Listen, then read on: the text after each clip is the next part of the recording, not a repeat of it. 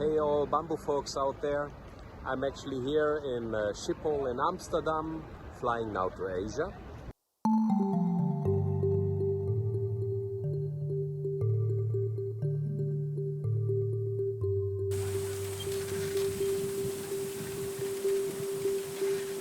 Okay, here we go. Bamboo is a very rapidly growing grass. Therefore, you can really harvest every year and make the plant actually better. Bamboo is one of these materials that you can actually work with it every year, and that makes it very sustainable. Hi, my name is Julian. I'm French and I've been living in Sri Lanka for the last 4 years. I'm the co-founder of Una and one of the organizers of this bamboo workshop. So you have the culm shoot, and all of these lines going diagonal like that are referred to as the sheath, and then this is also the sheath here. Yeah, so my name is Aoife and I am one of the founders of Una Bambu in Sri Lanka. This project has been going now for the last 3.5 years. Yeah, I guess we reached the point in the project where we felt we were ready and it was time to start sharing the knowledge and spreading the word about bamboo in Sri Lanka. And for us, doing a workshop was the perfect format to do that.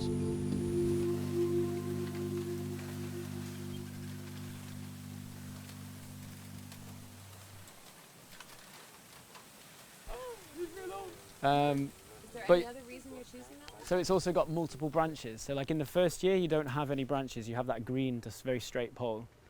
And then in the second year, you start to grow lateral branches. And these are what we want to cut off to turn into shoots, into like new seedlings. I'm Freddie Catlow, from the northwest of England, from Lancaster. Yeah, bamboo is a wondrous material with thousands of different product opportunities, materials from textiles to buildings, baskets, biochar. It's got so much potential in solving climate change. It's the fastest way to sequester carbon as a plant. Living on the ground, like living on planet Earth, we can sequester more carbon per hectare by growing bamboo than we can growing any other crop.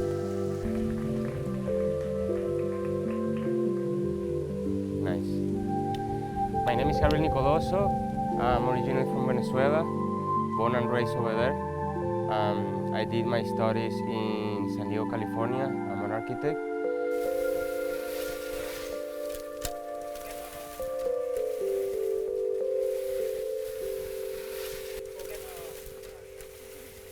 I think one of the main goals of our workshop is to empower people to know how to work with bamboo in the correct way.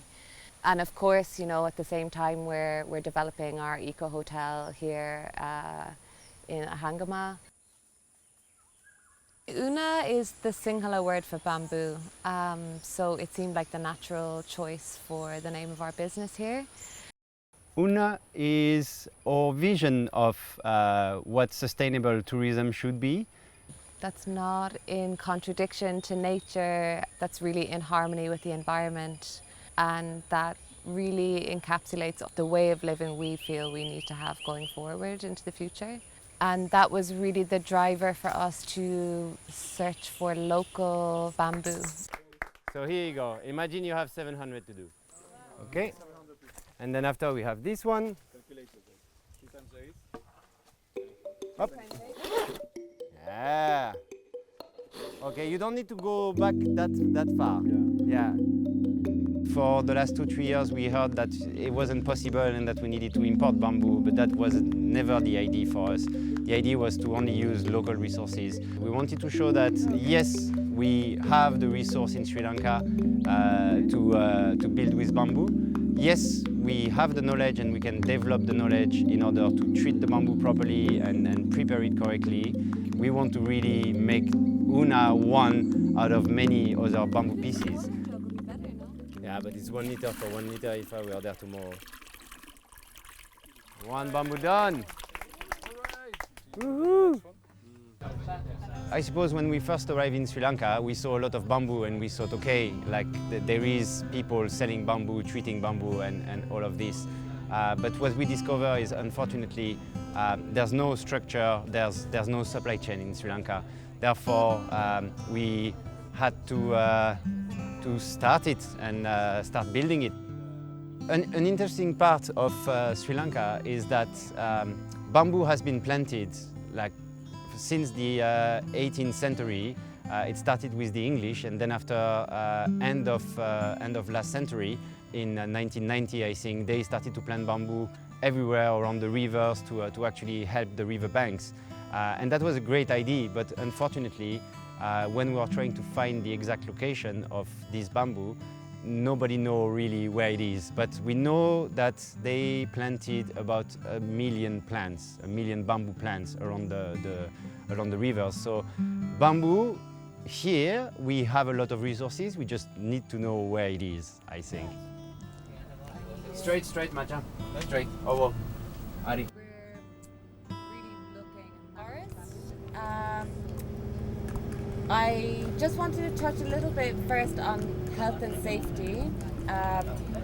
We hadn't really imagined we'd need to address this before we moved on to site, but I think as we saw yesterday, we are using some tools. So just really be careful, guys, and don't do anything that you don't feel comfortable doing. All right, guys, so we need to go down the bottom where you see those houses. So we're just gonna follow the road. Anyone? When we first arrived in Sri Lanka, we were really amazed by the people, the fauna, the flora.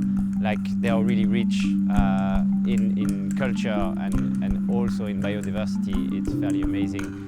So when we arrived here, we decided that a leave no trace strategy will be the best for business, and that's how bamboo came into the equation of building Una using only local material and using an untapped resource, which is bamboo. See if you can guess what is the youngest poles in this clump. Okay, so can you point it out? This one, yeah. Exactly. How can you tell? From the... Most metallic sound you have is the good one. So, new one. 1 year. 2 year. I'm Naji. I'm an architect. I'm a biophilic architect, actually. It means I'm close to nature. Je m'appelle Marie, ça fait 2 ans que je vis au Sri Lanka. J'ai atterri ici un peu par hasard et après avoir fait mon propre petit business de bijoux, je suis vraiment contente d'être venue à ce workshop. There you go, you see it goes like butter, you know. I'm gonna do it with yourself, okay? So you can take the bottom and like move it here, okay? Be careful over there. And just run. Run, run, run, run, run, run, run, run, run. Yay! Thank you, Julian. Nice one!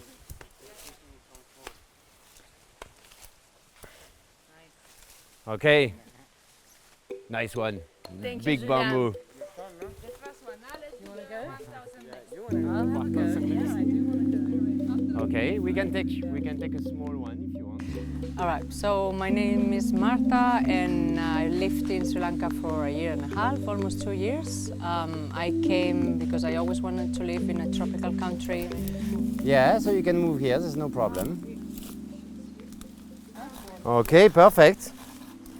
And now you can go the other way. No, you can still go. So just above the nodes. Try not to be that close. Yeah, you're a bit too low, so just here. So my name is Philip. I'm a farrier. I'm French farrier living in Abu Dhabi, showing horses for the last 22 years.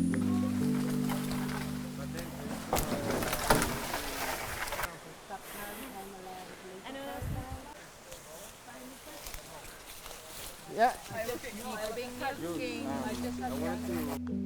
So I'm Jess, I'm British but I live in Sri Lanka. I was living in the south for a few years, and that's how I met Aoife and Julian, and on I guess the start of their project.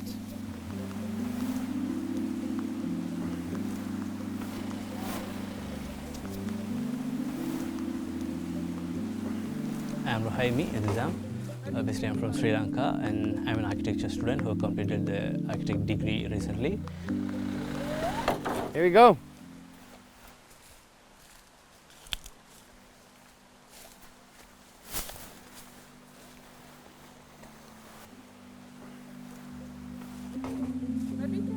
Hello, I'm Juan. I'm from Colombia.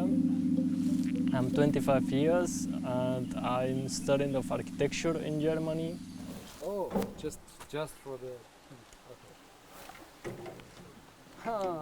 I was always keeping in touch with Julian and seeing like how was the process of the bamboo harvesting, of the design, and like he would always tell me, it's like, oh, we have this problem, oh, we got the truck arriving with 200 bamboo poles at the site at 3 in the morning.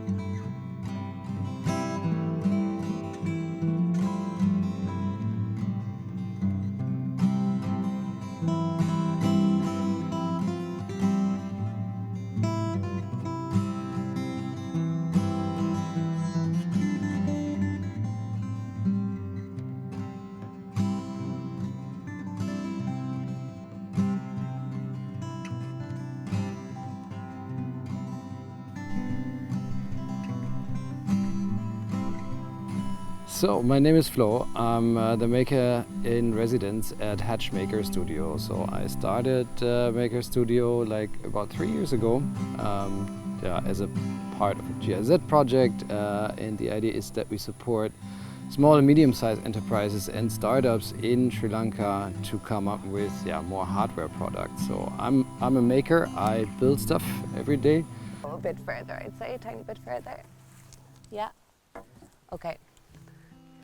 It all happened actually with a colleague from GIZ, the German Development Corporation, who came out and said like, hey, I've met these interesting people who want to do a workshop or on bamboo, and they're like interested, they want to build a hotel here locally fully out of bamboo. And I was like, wow, okay, that's super interesting, I gotta meet them.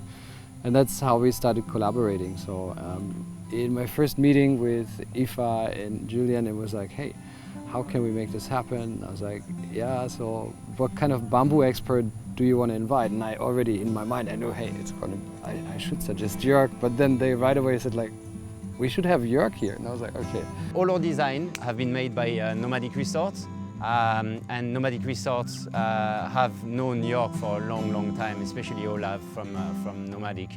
So when it came to decide who would be teaching the local carpenters, our head straight away went to Jörg. I suppose Jörg is a busy man.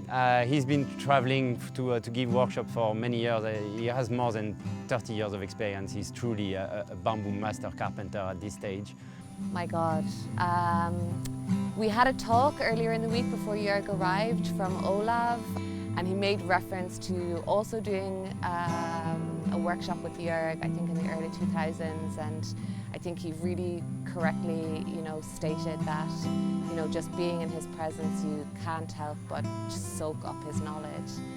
And he's so generous with that knowledge. It's like almost 3 decades of him working with this material, developing new structural systems, really innovative systems, training local craftspeople. As a carpenter by trade himself, he understands the language that you need to inspire carpenters.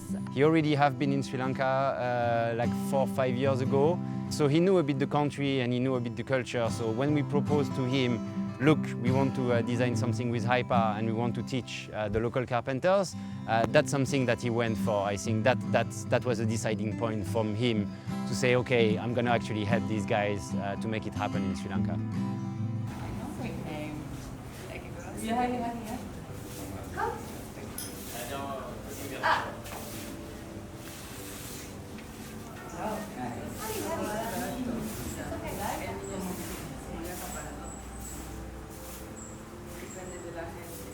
This one's yours, huh? This this one is my creation. You can see the difference of quality straight away.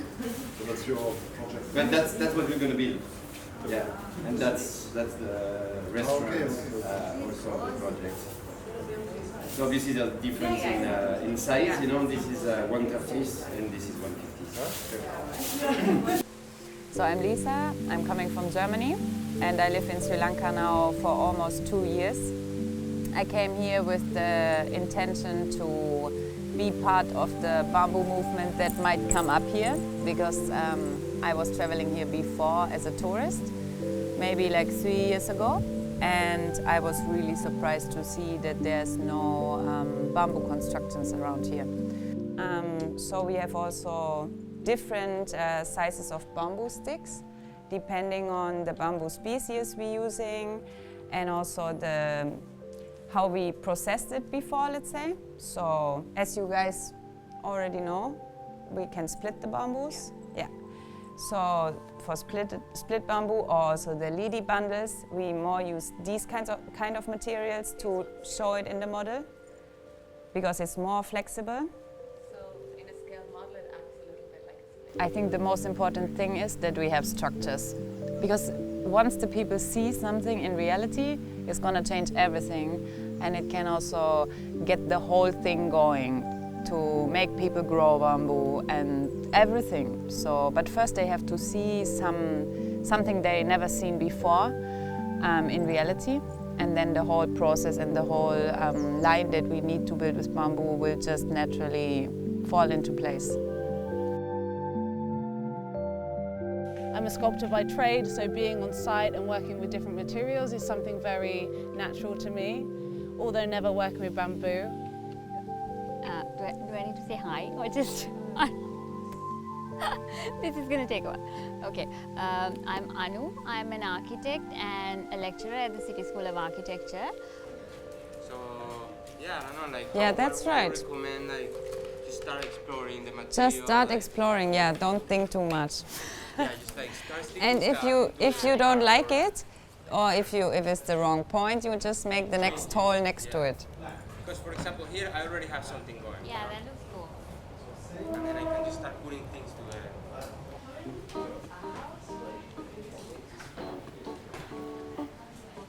But then when I glued it,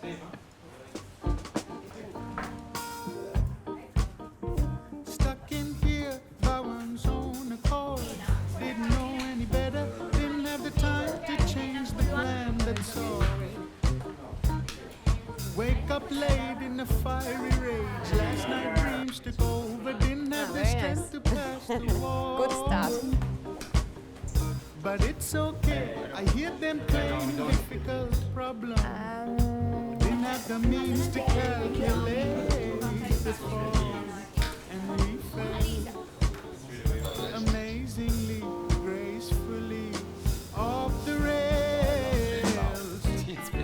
Ist cool. Voll gut. Also wenn du die baust im Modell, dann das schaffst du nicht, die sind zu fett. Vielleicht schaffst du es, aber ansonsten nimmst du einfach die dünnen und nimmst mehrere zusammen. Ist halt so. Sticky like glue can move, it's sticky like glue can move, it's sticky like glue can move, it's sticky like glue can move, it's sticky like glue can move, it's sticky like glue can move. මම නාරද අමරතුංග මම හෙක්කඩුවේ තමයි පදිංචි වෙලා ඉන්නේ. මම සාමාන්‍යයෙන් කරන්නේ මේ carpentry works මේ pantry cupboard හදන ඒවා, doors windows හදන ඒවා. මට ආකිටෙක්ට් කෙනෙක්ගේ මාර්ගයෙන් ඉසුරුණත් බුලන්කුලම කියලා මේ workshop එක සම්බන්ධයෙන් මෙසේජ් එක හම්බුණා. ඊට පස්සේ මම ඒකට ඇප්ලයි කරලා මෙහි ආවා. හරිම අපූර්ව අත්දැකීමක් වුණා. මොකද උණ බම්බුවක් අපි දැනගෙන හිටියේ නෑ මෙහෙම කෙලින් උණ බම්බුව මෙච්චර ඇන්ගල් වලට කොහොමද ලස්සනට හදන්නේ කියලා. ඒ වගේම මේ වගේ ලොකු කන්ස්ට්‍රක්ෂන් සම්බන්ධව කිසිම අදහසක් තිබුණේ නෑ. The vacant room try to fill up your canyon. No confirmation of return. I idea where I can find it.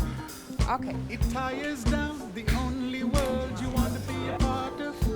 Cover up the exposed nerve, and there we stand, painfully, willingly, off the rails.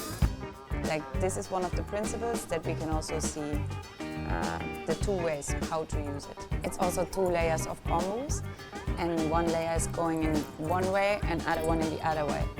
So this is how we can create a lot of triangles, as you can see. And all the triangles are like in the points, they are fixed together. So it's a really strong engineering principle. It's the same principle, so we call it hyperbolic tower. The moment we lift it up, it gets 2 curves. So 1 curve you see in the up, like this, and the other curve is here. So there are different principles, like engineering principles, invented by Jörg Stamm. Hello, my friends, I'm Jörg, and I'm a carpenter, like them. I'm a woodworker. So මේ තමයි මේ යෝක් මේ තමයි මේ හරි ප්‍රසිද්ධ මේ architect කෙනෙක් ජර්මනි ඉඳන් ඇවිල්ලා මේ දවස් ටිකේ අපිත් එක්ක එකතු වෙලා තමයි හදන්නේ ඉන්නේ. මෙයාත් පටන් ගත්ත ඔයගොල්ලෝ වගේ මේ මුලින් වඩු වැඩ කළා. දැන් මේ මාළුත් අලුත් ඒවා කළා. දැන් ලෝක ප්‍රසිද්ධ වෙලා ඉන්නේ. ඔව් ඒක තමයි I said වඩු is carpenter. Hi, my name is Jörg Stamm. I'm a German carpenter, but I basically work with bamboo. I'm trying to learn about what is the local culture, so I can mix the local bamboo knowledge together with my carpentry knowledge, which I brought in from the European way of how we do things. So I'm always learning and giving. In a certain way, this has led me to a major discovery of new styles and new ideas.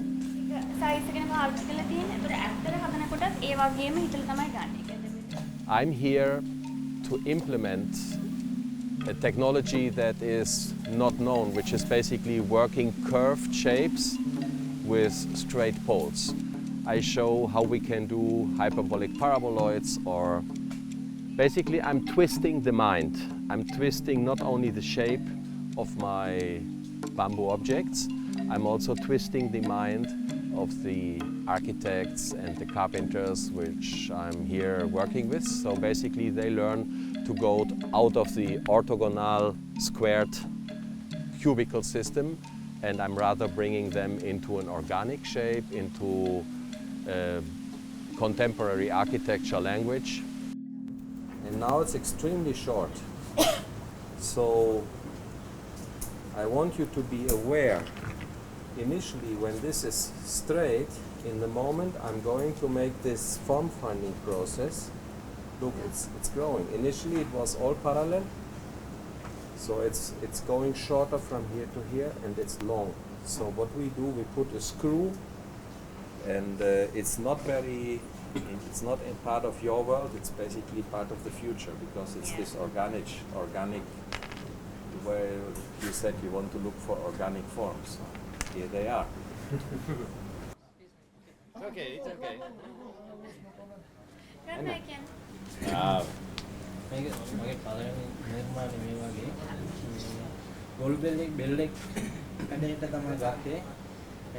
bedroom තමයි තියෙන්නේ ඒ වගේම මේ waiting සුළං වලට waiting එකට.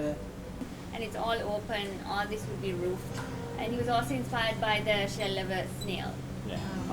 What I see about bamboo is because most of the people we are used to a square architecture, living between 4 walls, window, door, and that's what we know, right? That's what we're used to as humans. We are like used to just live in this space, the bed, or whatever, right? Who says that's the way we have to live? Like, So I think, firstly, just the structure itself, the form, the hyperbolic paraboloid. I've never seen these built before. I've never been on a site where they've been built before. I've seen them in models and made them in workshops previously, but to actually assemble them on the ground with a team and then see how they can be lifted together in structures. And just an amount of opportunity and potential to do alternative types of structures. Like, we've been taught like a core concept, but the scale can grow, and the like assembling in different shapes and forms, like they can all be changed and iterated. So it's been a great learning experience to see this new type of building, this approach that Jörg's developed.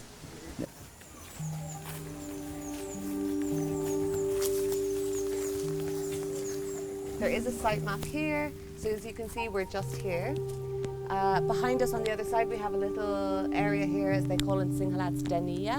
It's a little agricultural part of the land. So that's going to be our future food garden. We're going to be doing a lot of planting there. You'll see the areas that are marked in blue are the designated workshop areas. So my paths were a little bit messed up yesterday when we started some of the setting out work, but I'll take you through the areas that are accessible at the moment. So my teaching here is more about work methodology. So I'm not teaching design, I'm rather teaching how to screw, how much pressure on the drill and which drills to use. What else can be used, like for example bamboo dowels, bamboo nails, and we use ancient traditional ways like crisscrossing the nails in a way that they become really reliable joineries. On another side, I'm doing things like preparation, work preparation in a way that it is all systematically prepared before we even start to work.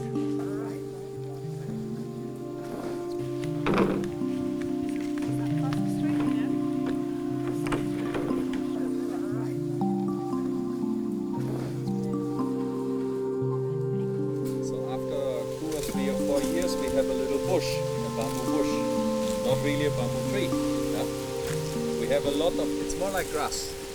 And then every year there is biomass contained in the root system in form of sugars or hemicellulose or starch. You have different names pretty much for the same thing.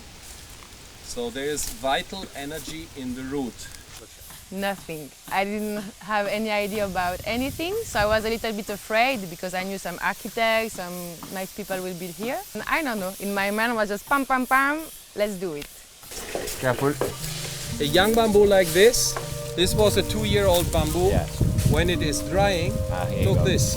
Collapse. This is a young bamboo.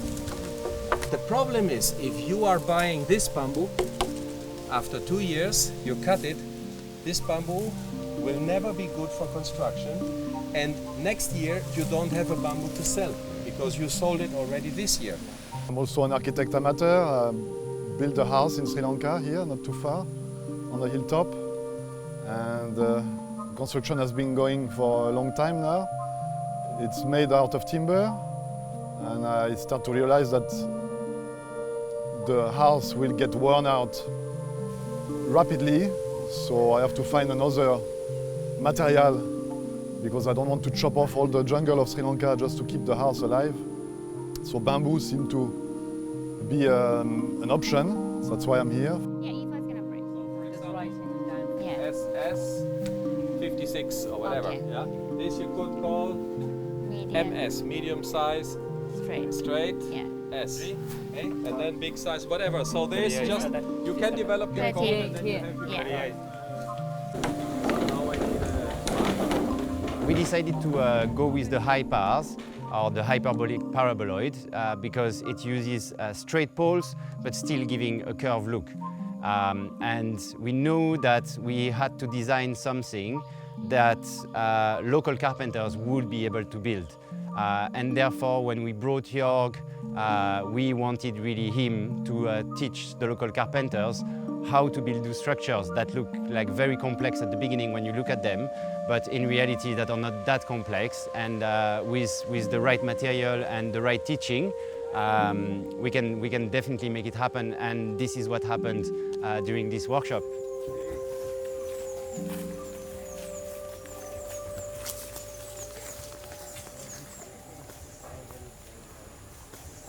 Well, to the people who are new to the bamboo world, bamboo is just another wood. It's very similar in the logic like wood.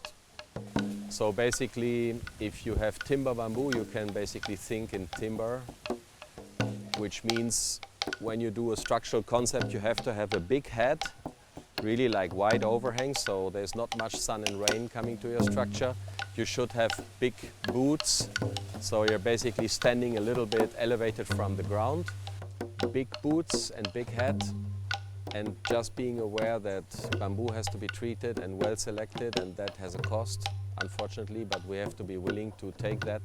And then we are going into a completely new direction of architectural expression, which is looking much more tropical, which is looking much more yoga-like. It's fitting better the clients that come here to have Ayurvedic treatments and everything. So I think the bamboo goes very well with the message of Sri Lankan's economy based on medicine and healing, and definitely much better than concrete. And then sometimes it's better I do the binding on the top, so I go here, here, here. So it's not falling down here. But 10 centimeters, 10 centimeters, so it has to go a little bit more here. Okay? If I want it to have a little bit fixer, I go like this. I don't make a knot, because a knot is so difficult to take out afterwards. We lose a lot of time. Just do 3-4 times wrapping like this is Porque a partir de este todos van en punta y a partir de este todos van por debajo. No están cruzados. Needs to come out to here. So let's move it. First of all, yeah, I'm really happy they also put the local carpenters inside here. So we had a good experience all together, and I'm looking more confident in the future for Sri Lanka in bamboo, because we already have now like 8 carpenters who know how to work with the material.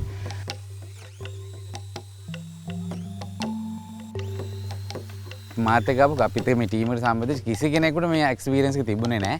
ඉතින් ඒගොල්ලෝ හරි සන්තෝෂයෙන් කාලය ගත කරා. ඒගොල්ලෝ දැන් ඉස්සරහට මේක කරමු කියලා සමහරව කතා කරනවා. ඒගොල්ලන්ගේ තැන් වල හරි උණු බම්බු පාවිච්චි කරලා අපි අලුත් දෙයක් කරමු කියන අදහසේ ඒගොල්ලෝ හැමෝම ඉන්නවා.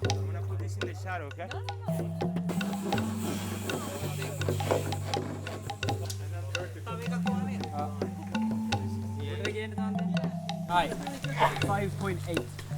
5.8? 5.8, 5.08. 5 meters, 8 centimeters. 5.8? I'm not a sin. I'm not doing it. With the carpenters, when you don't know them, and obviously there's a kind of language barrier, even if I speak a small bit of Sinhala, I'm not a fluent speaker, right? So at the beginning, it was a bit of a difference between each other, but I suppose from the beginning, what we wanted is to marry the people together, and also mix the local participants and the foreign participants. So actually it's one group, we're all learning, we're all equal here.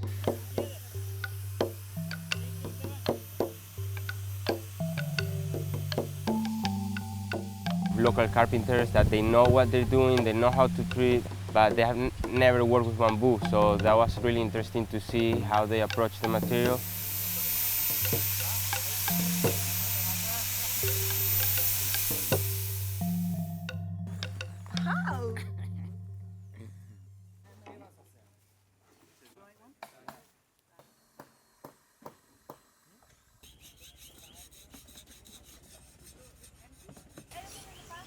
I can also, for example, say, okay, this is my body language, so I use my body language this little bit about. When someone doesn't know anything about bamboo, that means you need to educate them, right? And like that's one of the hardest things, when you have a client that doesn't know about something and you need to educate them about the material, that's a little bit hard. Te dejas dos abajo y el siguiente lo pasas por encima de este y le vuelves a pasar para dentro tuyo. Architects have an immense, they have an immense role to play, because clients, they have to go back to architects, and architects can actually, they can orient and guide the client through the process, and they can help to showcase and show him what material to use and how to build sustainably. Now I'm just basically already squeezing. Boom. So this is enormously strong.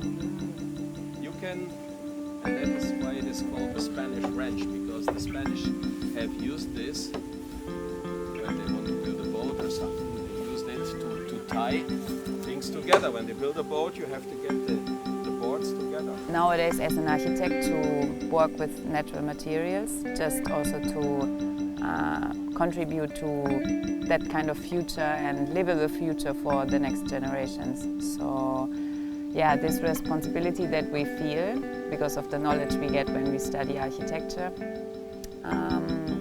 Yeah, so Bamboo giving a lot of answers to all these questions that we're having after studying, and while we study we think we can change the world, and then we just keep on working somewhere and drawing something. So yeah, you need to be a messenger and you need to acquire this knowledge. It's actually more to know how to build with bamboo. Designing is always, you can find a way, as an architect I can always find a way to build with bamboo. I can always read, have more information, resources, etc. to design. But whenever you go on the ground, you need knowledge because it's different.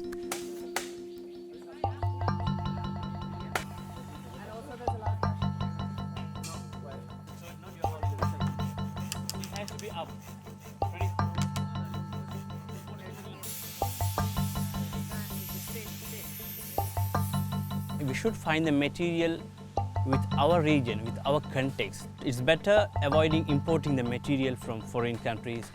There are more people interested to design or build with bamboo, but the thing is they don't know how to harvest, they don't know how to treat. Even if they know, they are not interested.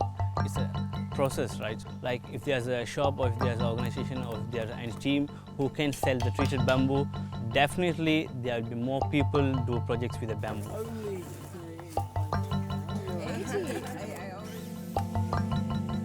Of course, you know, we've met many Sri Lankan architects, particularly young architects, who really want to work with bamboo. And they're looking to mainly, you know, countries like Indonesia for inspiration on how to build with bamboo. But I think, as we've displayed throughout the workshop, Indonesia is like the bamboo mecca. You know, it has years and years of developing that craft of bamboo buildings, and people are rightly inspired by that. However, you know, without the knowledge of bamboo carpentry and the craftsmanship around creating those types of structures, we can't really build with bamboo. So for us, the starting point of developing certainly a bamboo construction industry in Sri Lanka is empowering carpenters and giving the knowledge to the craftspeople so that the architects can then go on to work with those craftspeople to create our own Sri Lankan bamboo style here.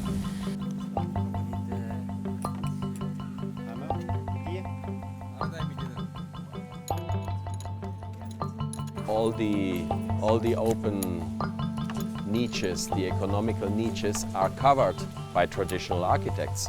So if you're coming into this world of bamboo as a young architect, you can actually feel into an area that is not covered yet. You make yourself a specialist, you make yourself unique, you are spearheading a new language, a new architectural language, but you are also a new generation.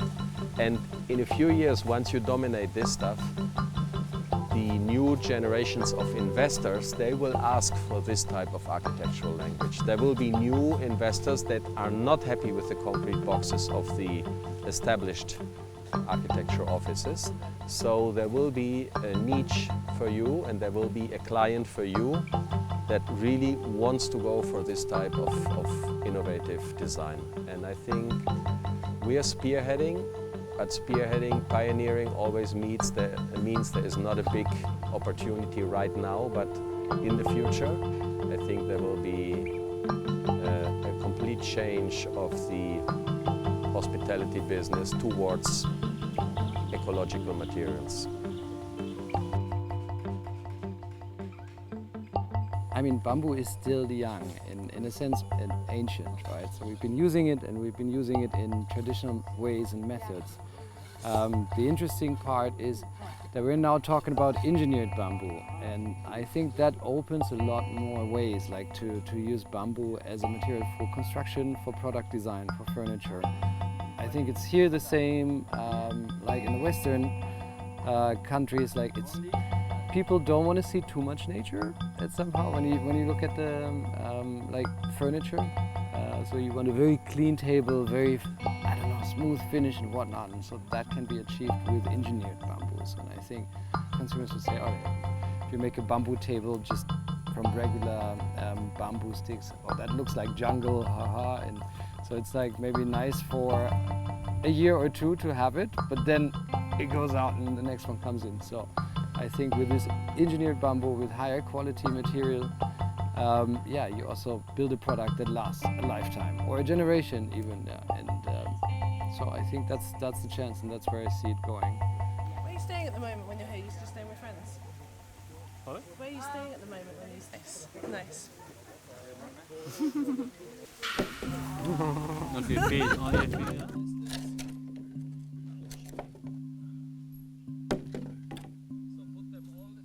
For an architect, it's very important to count on a supply chain. The architect really doesn't want to go in the forest and harvest bamboo one by one. It's the farmers that can make additional income by harvesting the mature bamboo and sending it to a treatment center, treating it with environmentally friendly chemicals like boron or cypermethrin or whatever. So we could basically supply to the architect a bamboo pole that's already clean, already treated, already dried, and obviously it's 10 times more than the farmer's value out of it, because it's an added value chain. But the architect does make his money with architectural design. The builder, the carpenter, does make money with building things. From the supplier side, there should be a relatively reasonable price for supplying the bamboo and doing all that from the harvesting through transporting, bringing it into a lumber yard somewhere, and then basically you buy good quality graded bamboo, straight bamboo or slightly curved bamboo. So that supply chain is missing at the moment, and the architects basically they have to be aware that in the first years the bamboo pole will be a little bit more expensive, because we still have to come into a kind of agro-industrial supply of bamboo. Then it will become cheaper.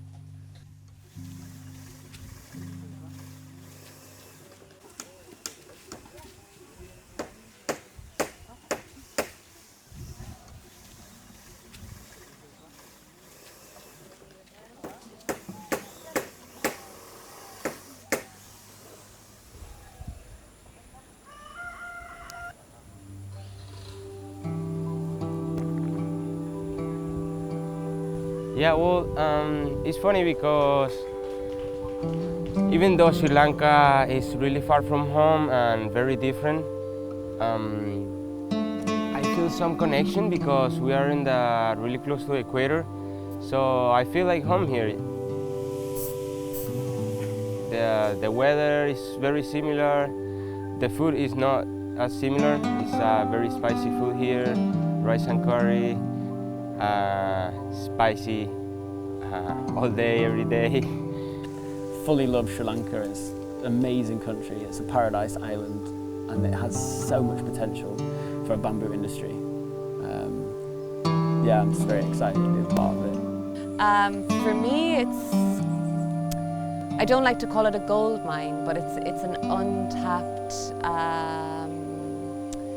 it's just an untapped area of innovation for the country, I think. You know, it offers so much in terms of the utilization of what you can do with bamboo in terms of a plant, from construction to handicrafts to food to you know, all the endless possibilities of bamboo. So for me, in terms of positioning of Sri Lanka, it's poised to, you know, become a real player in the global bamboo market, I think. And it just takes people coming together and learning how to develop bamboo as an industry. So there is a few people in Sri Lanka that really are doing a lot of things for the bamboo industry today, and namely Srimba and other people around like Plangbu as well.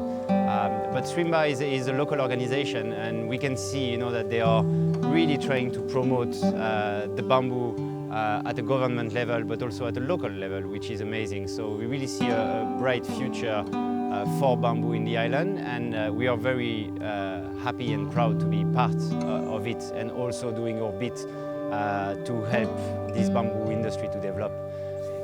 I think decisions need to be made from the powers that be to allow the industry to develop. At the moment it's so complex. Just the permit process for harvesting and transportation, like it's really stifling the growth of an industry that has unbelievable potential in Sri Lanka. Like bamboo is already growing here, like naturally. And it's been planted by different projects over the last sort of 15 to 20 years. And now it's a resource that's ready to be industrialized as a crop. So when we arrived, we thought bamboo was a thing in Sri Lanka, and then as soon as we started to have a closer look, we actually noticed that there was like a lot of barrier to entrance. Most of them would be permits for cutting and permits for transport, and therefore we had to figure out ourselves. So I just went in the different AG office and Grama Nildari and like all the government offices, and then we managed to figure out what the process was by filling up papers written in Sinhala. So I had to ask people on the street to write Sinhala for me. But at the end it worked, and I suppose we did that as well during the crisis. You have to address first the biggest barrier to bamboo's industrial viability in Sri Lanka. And for me, that's the classification of bamboo as a tree. I think as we've displayed over the last 12 days and as all the participants have learned, bamboo is a grass and it's a renewable resource. It seems like the people who made the regulation didn't know what they're dealing with, and so I think, if that happens, if there's more bamboo processing and you can buy finished bamboo, basically this will be a game changer. So, and automatically you'll see more designs coming up in product design, but also in architecture. I think it would be a great thing for the industry to lift some barriers to entry, like the transportation of the bamboo. But for example, it's very important that bamboo is harvested sustainably, so we don't cut all the culms or anything. So regulation needs to be lifted, but at the same time, we need to take care that the cutting is done properly. Bamboo creates this very symbiotic relationship with humans, because the mature poles are good for us when it comes to construction and product design, and we're also helping the plant by removing those older poles. So it's this beautiful relationship with the plant where we take what's useful for us, and in fact we're improving the health of the bamboo resources by doing that. As long as you have the skills and the knowledge around sustainable harvesting methods, there's no reason for bamboo to be classified as a tree. We can really look at it as an abundant renewable resource. Bamboo is a grass, so bamboo is not timber, or at least it's not wood, so there should be no restriction on harvesting bamboo. And I think the Sri Lankan government recognizes that, but on the level of street level, so they're inventing all kinds of harvesting permits and transport permit. In Kenya you have so much bamboo and nobody uses it, and it has all been planted by the tea estates. It's not a natural leftover from the rainforest.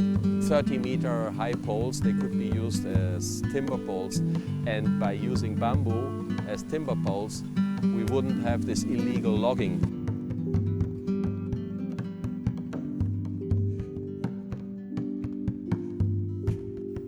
And recently, in the recent years, we also have seen a great interest in planting bamboo. So planting bamboo before being able to sell it for construction, for example, you're going to need to wait for 5 to 7 years. but knowing the number of people that started probably 2-3 years ago, so the first bamboo plantations will be ready in the space of 3 to 4 years, and then we will have access to like perfect culms that with straight poles and everything, really easy to harvest instead of harvesting bamboo in the wild that we are doing at the moment. So I think there's definitely two different approaches that people can take. Like it can be intercropped in like an agroforestry system, a syntropic agricultural system, where it can grow alongside pineapple, cassava, and other timber species, which requires the management of different crops at different times of the year. But like the tea industry here, like that's monocropped in many parts of the country. It's grown as a plantation species, which makes it like much more like commercially viable as a per hectare management costs, outputs and inputs. It's easier to manage on a sort of monocrop system. But obviously if you grow it too dense and too much together in one place, then you run the risk of diseases spreading between the plants, and that's not good for biodiversity, it's not good for life, it's not good for the bamboo. With the first building made of Sri Lankan bamboo, when people are going to see it, they're going to believe that it's possible. At the moment I think everybody thinks it's a bit of a dream, but we can see that we made it happen, and I think that's one of the great things of the story of Una. It's like it's very visual. It's not something, it's something that the people can see, visit, touch and feel, and then they just discovered, okay, actually I can build with bamboo, I can build differently, I don't need AC, I can have like an open building and it works. So yeah, my message to anybody who wants to work with bamboo is, learn about the plant, connect now with this growing community that we're trying to build here in Sri Lanka, and knowledge is king, And just think of one thing that you're grateful for. It can be anything. It doesn't have to be something huge. It could just be for being here. It could just be anything. So in these few minutes, as you draw in your attention to your mind's eye, I want you to start to visualize. What is this thing you're grateful for? And then... Well, I'm supporting this initiative of Una Bambu. I like that they have this concept of working together, craftsmen and architects. So we mixed even a few yoga teachers into it. So it was really fun. Everybody was going beyond expectations. Everybody was even probably also going beyond his own expectations, because many people have never had a drill or a saw in their hand. And on the other side, the craftsmen, they learned from the architects certain ways of thinking, and like doing model making with the architects, the craftsmen also learned how to get out of this squared, boxy way of perceiving structures. So I see a lot of future. Well, I know a lot of things that I didn't know before, from how to select it, how to treat it, and kind of like an idea on how to work with it, not only manually but also in terms of design. Obviously it's a little bit challenging at the beginning with the tools and everything, but the more you go into it, the easier it becomes. I learned so many stuff. For me, what is amazed me is like how fast can grow bamboo. So it's very ecological. You can grow your own house. It takes some years. And that is not heavy. It's very light, so it's easy to work with that. And each one have different experience with bamboo. Each one have different knowledge. So it's good to share with them, and it's good to learn from them. Well, firstly, like Sri Lanka, that has so much potential for bamboo. And a project like this exemplifies what is possible. It's shown that even without an established bamboo supply chain and without managed plantations or developed factories for construction, it is possible to build beautiful structures. So I think just the sharing of knowledge that's happened and the connection and the network that's been built from this one event, one workshop, that is so influential on the way that people now look at bamboo in Sri Lanka and what's possible in Sri Lanka. I think there's so much future. It'll take a few years to start establishing itself, but with the likes of Jörg coming here and demonstrating and showing, and Aoife and Julian being able to source these materials, like I think that there's a lot of like passion that's been developed and motivation to now sort of create these steps and frameworks and a structure and a direction for the industry to develop. And I'm trying to show how this can be done efficiently. And as you saw, we prepared those panels, those twisted hyperbolic panels, and we raise them up within an hour, and that allows a completely new approach to contemporary architecture. You know, sustainability doesn't just cover environmental factors, it's also about our involvement in the community here, how we create a diverse and inclusive place for everybody. I always told them for the last 2-3 years, we were telling them we were building something with bamboo, and they just say yes, right? You know, but they don't really see what we're building. And when they started to see all those high bars going and climbing up and being attached and everything, they were like, it's beautiful, but what is it? You know, because obviously it's not shapes that they are used to see. It goes within the landscape. It doesn't shout, I'm here. It just blends, you know, and that's the beauty of this material that is bamboo. It's just gonna blend in the land. I think the most interesting thing that Jörg has explained and been teaching is like not to get lost on like these grand ideas and what you could do. Just stick with like the materials you have and really allow that to be your starting point and how achievable something is. So really just keep it simple and work alongside nature as much as you can.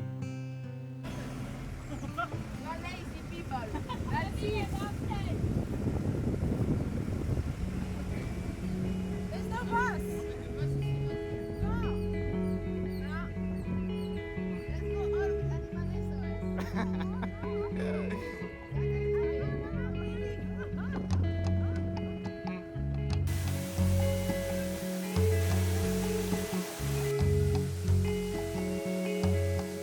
That's when you can't fly with that.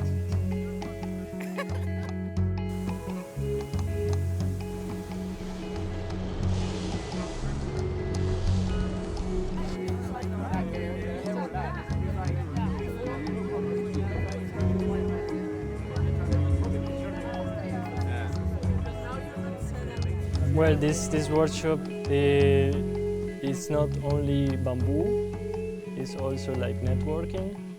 Like I knew some awesome people, not only Jörg, for example, the other participants like Marta or Marie or Nagy, Gabriel. We are all connected through bamboo, but we are all individuals that can also like bring learnings to each other.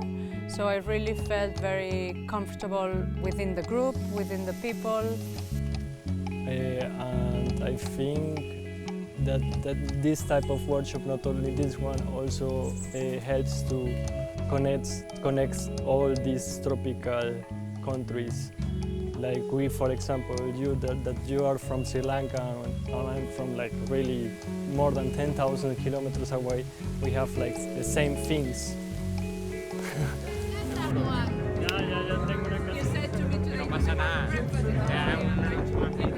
I hope I can see everyone in another maybe environment or in another place. I really believe that there's something in this workshop that has brought us together, and I hope it's connections that can last in time, like professionally or personally.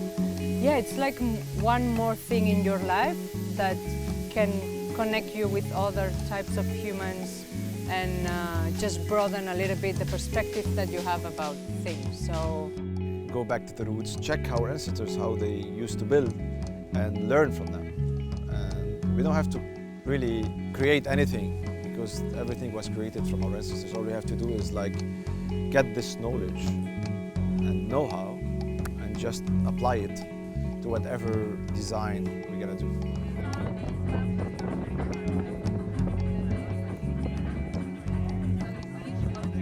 what is very different here is you learn to work with people, local and tourist people, and just make a team and work all together. It's a lot of work, and I just want to keep going, keep learning, to create really like a nice cohesion. We need it in Sri Lanka. Yes. You know, it was a way for us to keep our project moving forward, grow the community around the bamboo. I think we just need to take the time to digest and download everything that's happened over the last 12 days, over the last 6 months, and possibly see what's next, whether that's another workshop. So yeah, there's so much more to come. This is just the beginning, you know.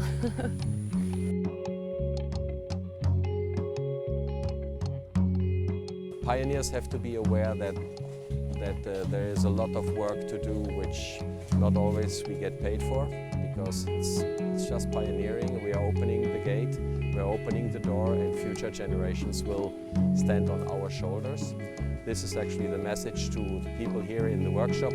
I'm giving all I have, you have to take it from here.